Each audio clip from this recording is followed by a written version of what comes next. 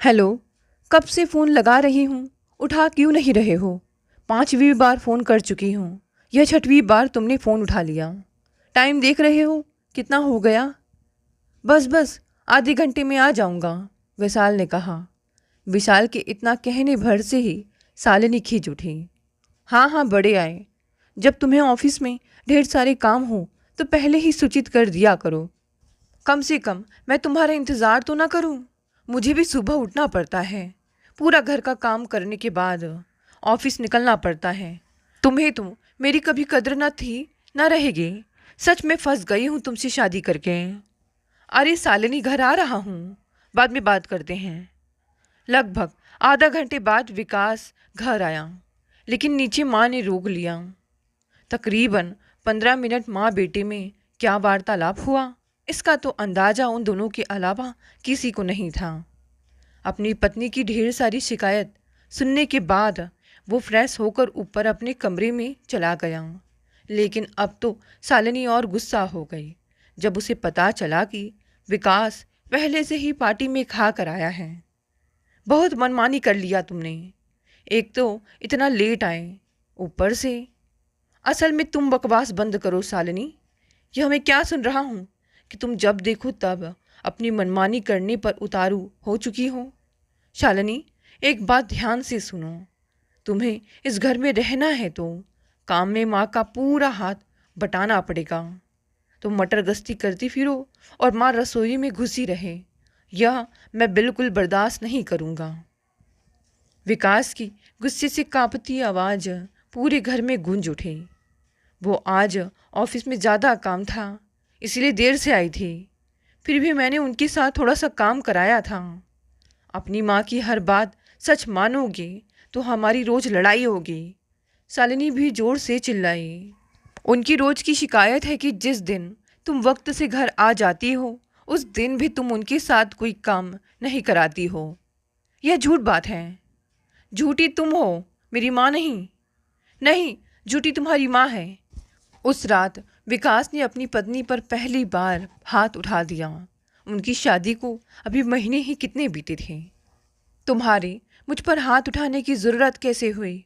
अब दोबारा हाथ उठा कर देखो, मैं अभी पुलिस को बुला लूँगी।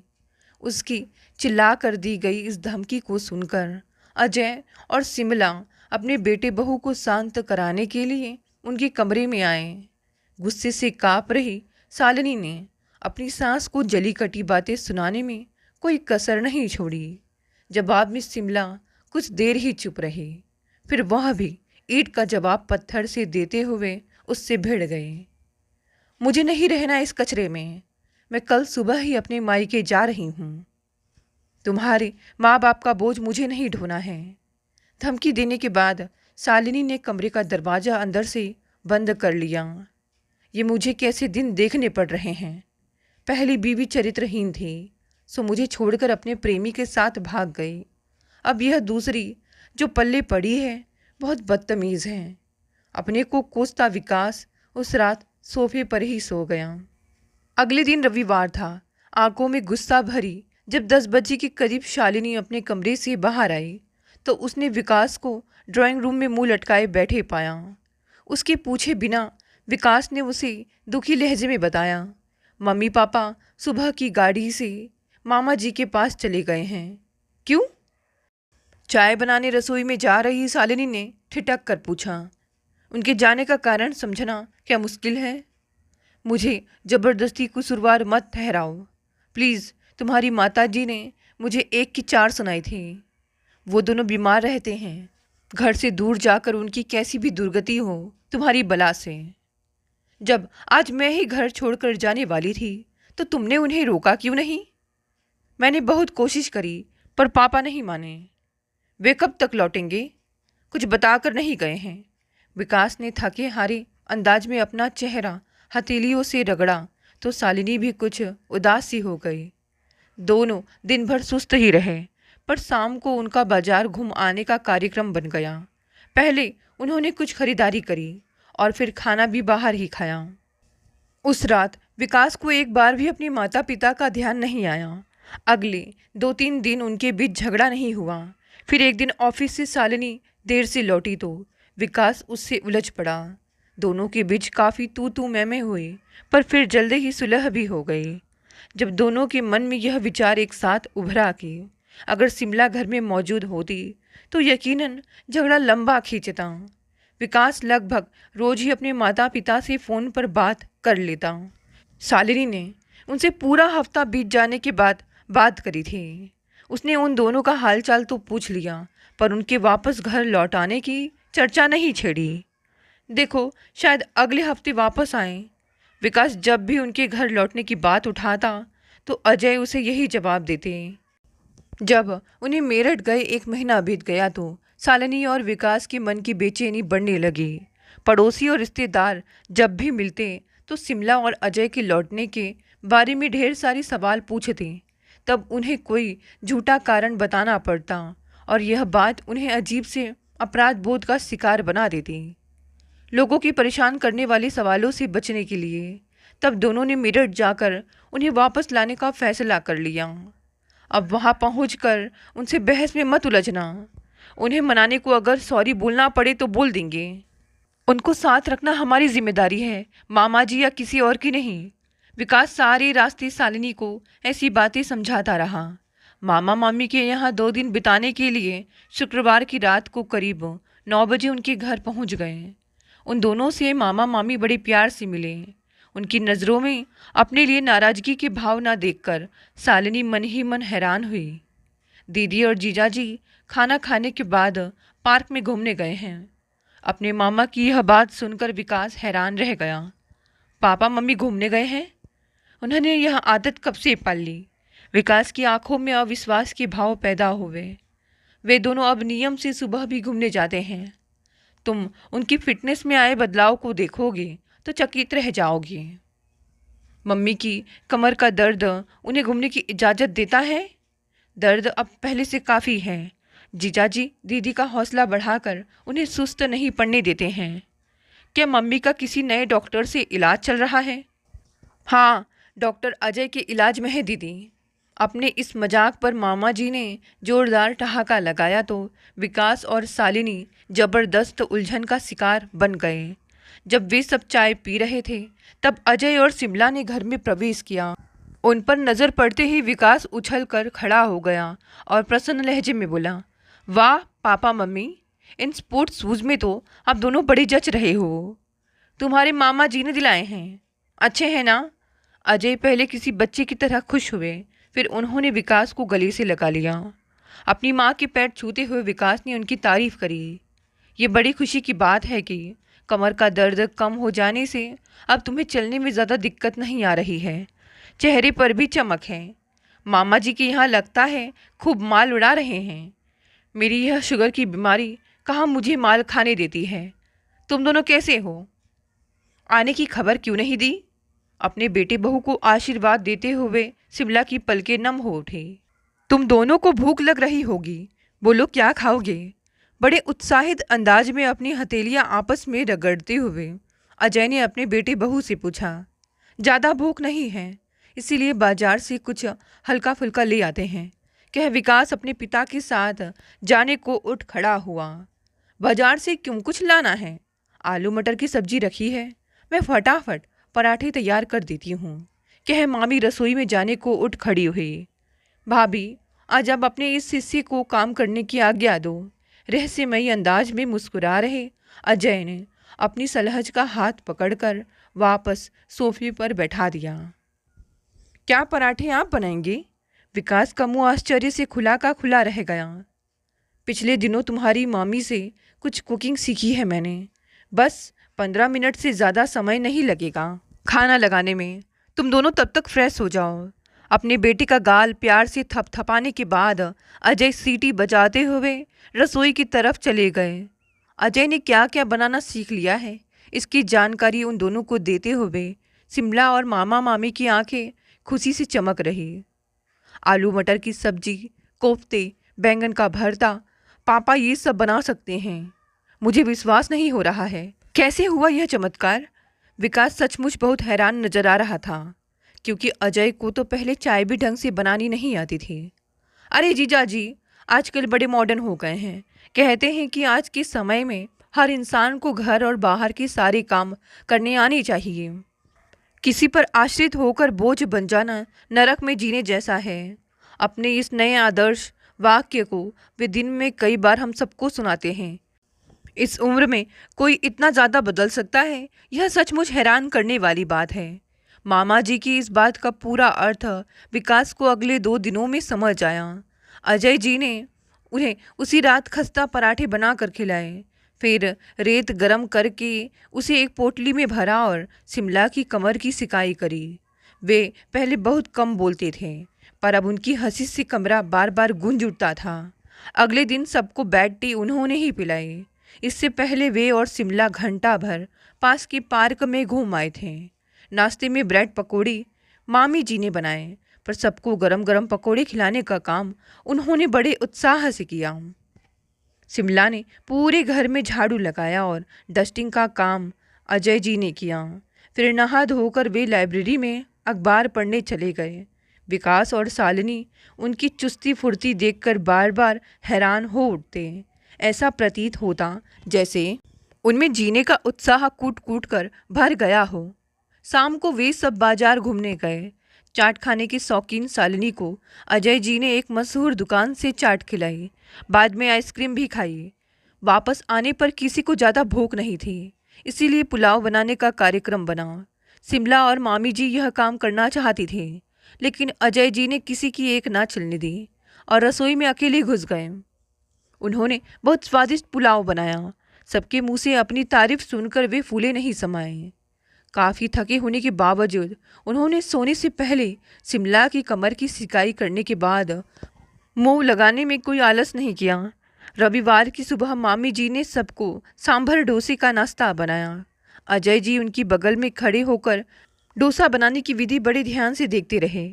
सबने इतना ज़्यादा खाया कि लंच करने की ज़रूरत ही न रहे। कुछ देर आराम करने के बाद विकास ने दिल्ली लौटने की तैयारी शुरू कर दी। पापा मम्मी, आप दोनों भी अपना सामान पैक करना शुरू कर दो। यहाँ से 2 बजे तक निकलना ठीक रहेगा। लेट हो गए तो शाम के ट्रैफिक में फंस जाएंगे। विकास की यह बात सुनकर अजय जी एकदम गंभीर हो गए, तो शिमला बेचैन अंदाज में उनकी शक्ल ताकने लगी। इन्हें अभी कुछ और दिन यही रहने दो। विकास बेटा, मामा जी भी सहज नज़र नहीं आ रहे थे। मामा जी, ये दोनों 1 महीना तो रह लिए, यहाँ इनका अगला चक्कर मैं जल्दी लगवा दूंगा, विकास ने मुस्कुराते हुए जवाब दिया।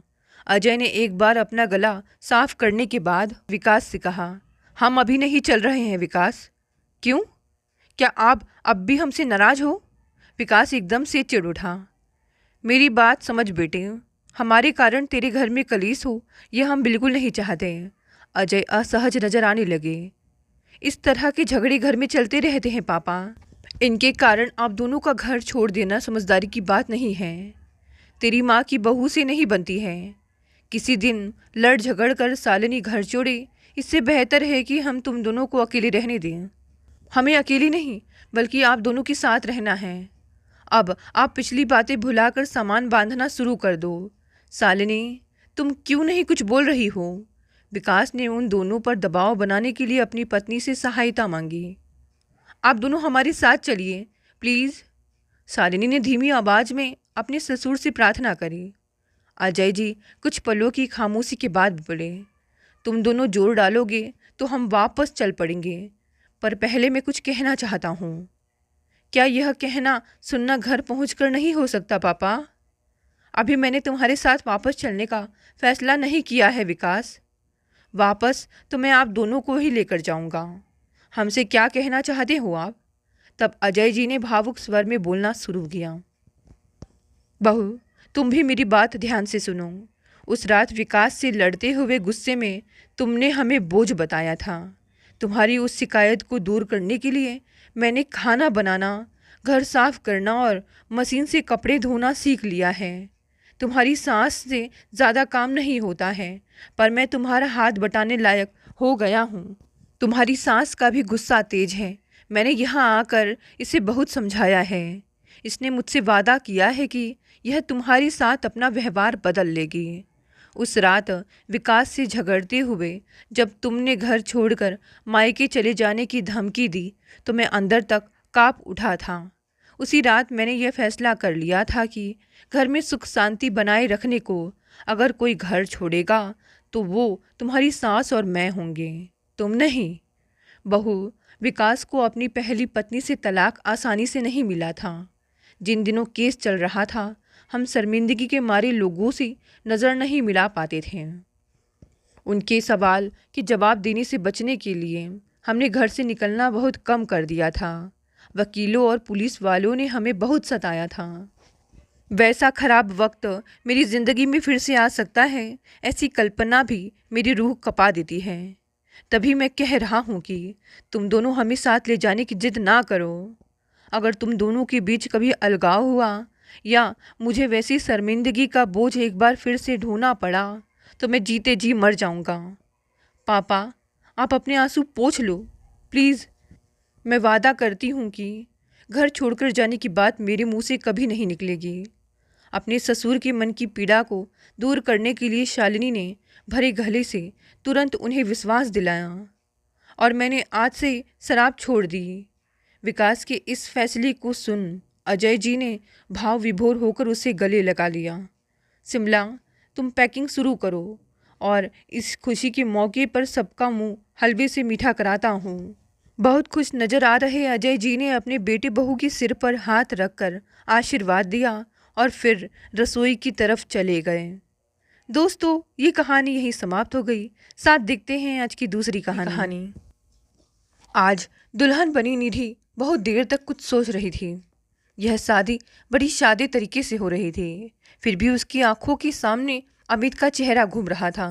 उसे याद आने लगा वह दिन जब अमित अपने परिवार के साथ उसे देखने आया था। तो उससे ज़्यादा शर्मीला तो शायद अमित खुद ही था। मुंह नीचा किए वह चुपचाप बैठा था और जैसे ही माँ निधि को लेकर कमरे में पहुंची तो वह बस उसे देखते ही रह गया। निधि स्वभाव की बहुत चंचल थी। अमित को निधि की चंचलता बहुत भा गई और वह उसके मनमोहक रूप से आकर्षित हुए बिना नहीं रह सका। वह निधि को भी अमित की सादगी पसंद आई थी। निधि अमित से अपनी पहली भेंट को जब भी याद करती बहुत देर तक हंसती थी। आज फिर निधि लाल जोड़े में लिपटी बैठी थी। पहले जैसी चहल पहल आज नहीं थी। 11 साल पहले जो उत्सुकता निधि की आंखों में विवाह को लेकर थी, वह आज आंसू बनकर बह रही थी और कई सवाल उसके कोमल हृदय पर आघात कर रहे थे, पर जवाब तलाशने से भी उसे नहीं मिल रहे थे। एक समझदार पति के साथ साथ उसका सबसे प्यारा दोस्त अमित याद आ रहा था। तो याद आ रही थी उसे अपनी ससुराल, जहाँ पति का बेइंतहा प्यार मिला और देवर सास ससुर की स्नेहपूर्ण व्यवहार ने उसके जीवन में इंद्रधनुषी रंग भर दिए। उसका घरेलू जीवन तब और साकार हो गया जब निधि के घर में एक नन्हे मुन्ने की आहट हुई। निधि की ससुराल और मायके में खुशियों का उत्सव छाया हुआ था, लेकिन उसको क्या पता था कि उसकी खुशियों पर एक ऐसी बिजली गिरेगी जो सब कुछ जलाकर राख कर देगी। दिवाली के दीपों की ज्योति से अंधेरे जीवन में भी प्रकाश हो जाता है, पर इस बार की दिवाली निधि के जीवन में अंधकार भरने आई थी। अमित दिवाली के अवसर पर बाजार गया। निधि को 4 महीने का गर्भ था, इसलिए वह नहीं जा सकी। बाजार में बम विस्फोट हुआ और अमित लौटकर घर ना आ सका। उसकी मृत्यु का समाचार और फिर उसकी छत विछत शव देखकर जो सदमा निधि को लगा, उसे वह सहन ना कर सकी और उसका गर्भपात हो गया। अमित की यादें जहाँ निधि के मुखमंडल पर खास छटा बिखेर देती थी, वहीं उसकी मृत्यु की कल्पना से भी निधि सिहर उठी थी। निधि आज अपने अतीत के सारे पृष्ठ पलट लेना चाहती थी। यादें समय के प्रवाह के साथ धूमिल अवश्य पड़ जाती हैं, परंतु ख़त्म कभी नहीं होती, क्योंकि हृदय पर बने उनके निशान सागर की गहराइयों से भी गहरे होते हैं। गुजरे हुए कल ने निधि के जीवन पर गहरे निशान छोड़े थे, ऐसे निशान जो उसे बहुत गहरे आघात दे गए थे। विधवा निधि अपने सास ससुर की सेवा करते हुए जीवन व्यतीत करना चाहती थी। साथ ही एक शिक्षिका होने के नाते अपना सारा जीवन अपने विद्यालय और विद्यार्थियों के हित में समर्पित करना चाहती थी। पर जिस औरत का सुहाग उड़ जाए उसके अपने भी बेगाने हो जाते हैं। यहाँ तक कि घर के लोग भी सांप की तरह फुफकारते हैं व दंश भी मारते हैं। अमित की मौत के बाद उसके ससुराल वालों का व्यवहार निधि के प्रति अनायास ही बदल गया। सास का छोटी छोटी बातों पर फटकारना, किसी न किसी बात में कमी निकालना अब आम हो गया था। मगर जब देवर और ससुर की कामुक नज़र उसे कचोटने लगी तो उसकी सहन शक्ति परास्त हो गई। तब अपना सारा साहस जुटाकर निधि अपने मायके चली गई। घर में माँ बाबूजी के अलावा निधि का एक छोटा भाई था। घर का सारा काम निधि अकेले ही करती। माँ बाबूजी का पूरा ख्याल रखती, विद्यालय जाती, शाम को ट्यूशन पढ़ाती और विवेक की पढ़ाई में सहयोग भी देती। इस तरह उसने अपने दिनचर्या को पूरी तरह व्यस्त कर लिया था। देखते ही देखते 9 साल गुजर गए। विवेक निधि के सहयोग की बदौलत आईटी प्रोफेशनल के रूप में अपने पैर जमा चुका था। उसके लिए अच्छे अच्छे रिश्ते आने लगे। माँ बाबूजी ने निधि की सलाह से एक सुंदर व सुशिक्षित लड़की प्रीतो को देखकर विवेक का रिश्ता तय कर दिया। विवाह भी हंसी खुशी संपन्न हो गया। घर में एक नई बहू आ गई। विवेक की खुशियों में निधि अपनी खुशियाँ तलाशना सीख गई थी। तभी मुंह दिखाई के समय प्रीतो को अपना हीरो जड़ित हार देते वक्त उसने कहा था, प्रीतो, तुम्हें इससे भी ज़्यादा सुंदर तोहफा तब दूंगी जब तुम हमें एक प्यारा सा विवेक जैसा भतीजा दोगी। घर की सारी छोटी बड़ी फैसले निधि की सलाह से लिए जाते थे और विवेक भी अपनी दीदी के पूरे प्रभाव में था। इसीलिए प्रीतो के मन में निधि के प्रति द्वेष घर कर गया। अब वह निधि को नीचा दिखाने का कोई ना कोई मौका ढूंढती रहती थी। हालांकि निधि उसे अपनी छोटी बहन की तरह समझती थी और उसकी गलतियों को भी क्षमा कर देती थी। प्रीतो माँ बनने वाली थी और कमजोरी के कारण डॉक्टर ने उसे पूरी तरह आराम करने की सलाह दी थी। इसीलिए बाकी कार्यों के साथ साथ निधि फिर से घर का सारा काम संभालने लगी। प्रीतो की हर ज़रूरत का भी वह पूरा पूरा ख्याल रखती। उस दिन विद्यालय से लौटने के बाद निधि फ्रेश होकर दोपहर के खाने में जुट गई। विवेक भी घर पर ही था। सब मेज पर खाना खाने के लिए बैठे ही थे कि प्रीतो झल्ला उठी।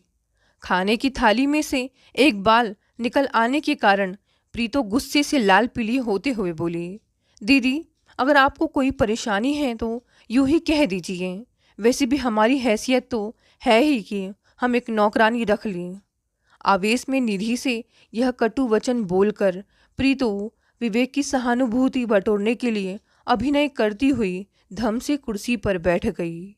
विवेक ने प्रीतो को संभालते हुए तैस में आकर कहा, दीदी, जरा ध्यान से खाना बनाया कीजिए। प्रीतो को डॉक्टर ने जरा सा भी स्ट्रेस लेने से मना किया है। आपकी ऐसी हरकत की वजह से अगर हमारे बच्चे को कुछ हो गया तो। विवेक के ऐसे व्यवहार से प्रीतो को बल मिला और फिर उसने निधि पर अपने बच्चे को गिराने का आरोप जड़ते हुए कहा, आप तो जब से मैं इस घर में आई हूँ कुछ ना कुछ मेरे खिलाफ करती ही रहती हैं और आज जब मैं माँ बनने वाली हूँ तो जादू टोना करके हमारी होने वाली संतान को मारना चाहती है। अरे शैतान भी एक बार खाए हुए नमक की लाज रख लेता होगा। और आप जिस घर में बरसों से रह रही हैं उसी घर की दीवारों की नींव को खोद देना चाहती हैं।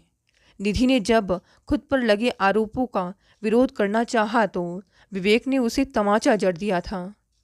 यह चोट सबसे गहरी थी और सबसे ज़्यादा दुखदाई था माँ बाबूजी का मुख दर्शक बने रहना। उस दिन एक विधवा की वेदना को निधि पूरी तरह समझ गई थी। निधि ने आवेश में आकर अकेली ही कहीं और मकान लेकर रहने का फैसला किया। पर दिल्ली जैसे शहर में एक महिला का अकेले रहना कहाँ तक सुरक्षित है, यह सोचकर माँ बाबूजी ने उसे रोक लिया।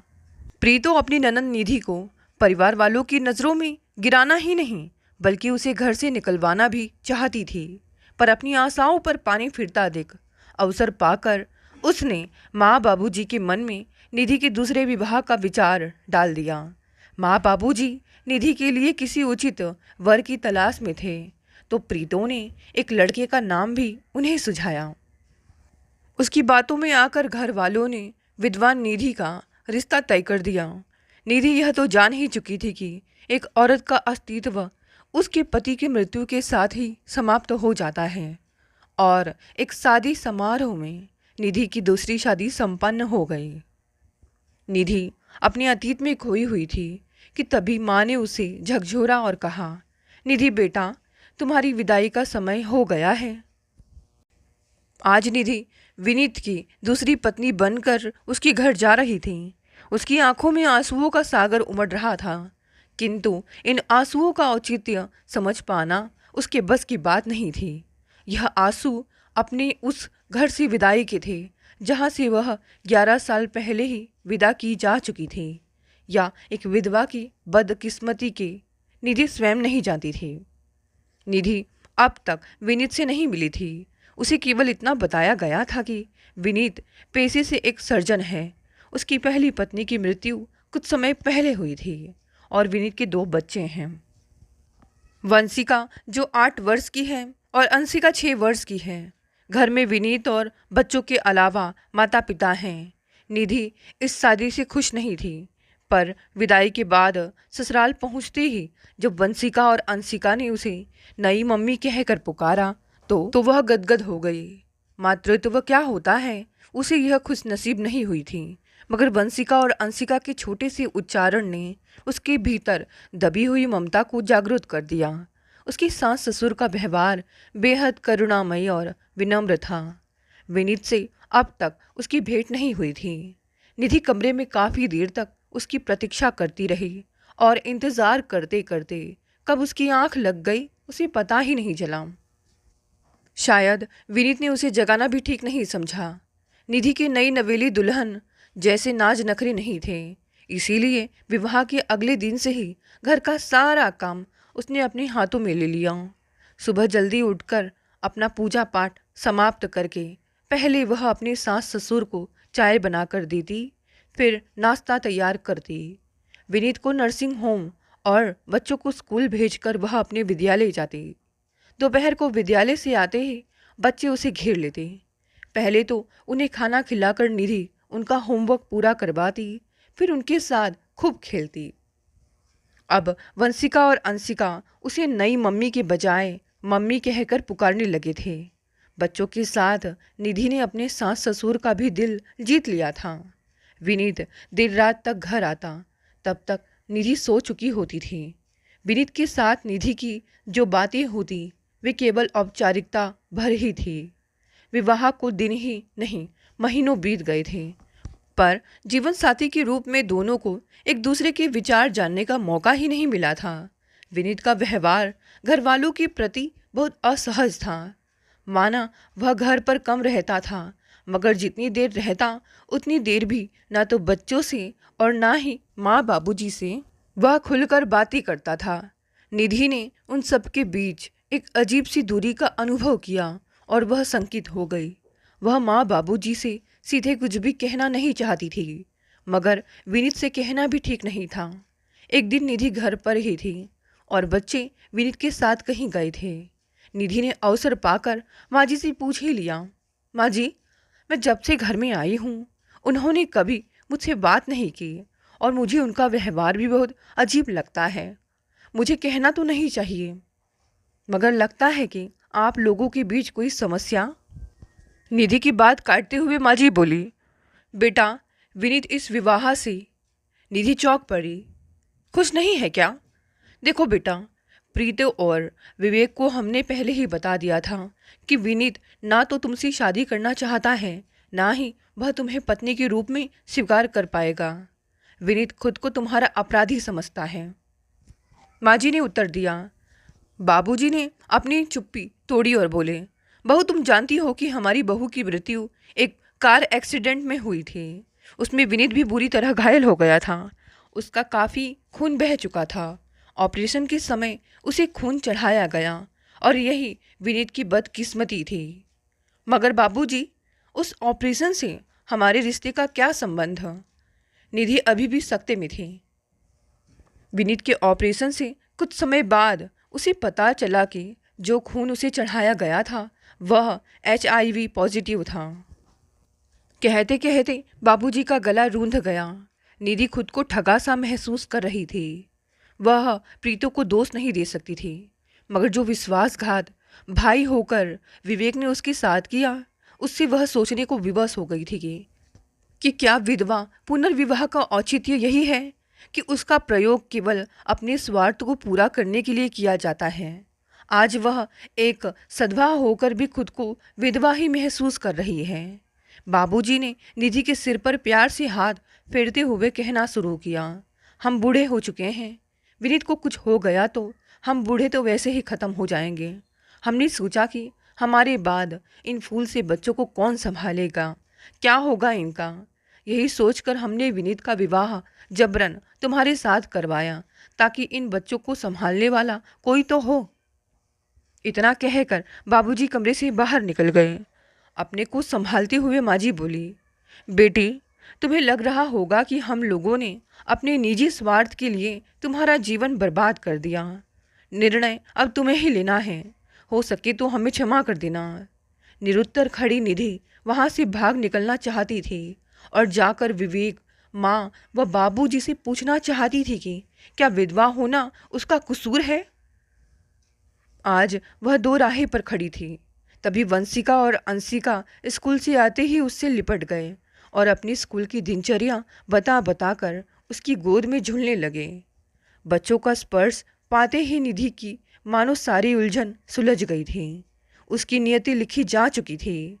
वह विनीत के समर्पण, माँ बाबूजी के प्रेम और अपने मातृत्व के सामने नतमस्तक हो गई। फिर वंशिका और अंशिका ने निधि के आंसू पूछे और उससे लिपट गए। आज सब कुछ खोकर भी निधि ने मातृत्व का अमृत पा लिया था। उसे अपना आज और आने वाला कल साफ नजर आने लगा था। दोस्तों, ये कहानी यहीं समाप्त हो गई। कहानी पसंद आई तो इसे लाइक, शेयर, कमेंट करें। नए हैं तो चैनल को भी सब्सक्राइब कर लें। धन्यवाद दोस्तों, मिलते हैं अगली नई कहानी से।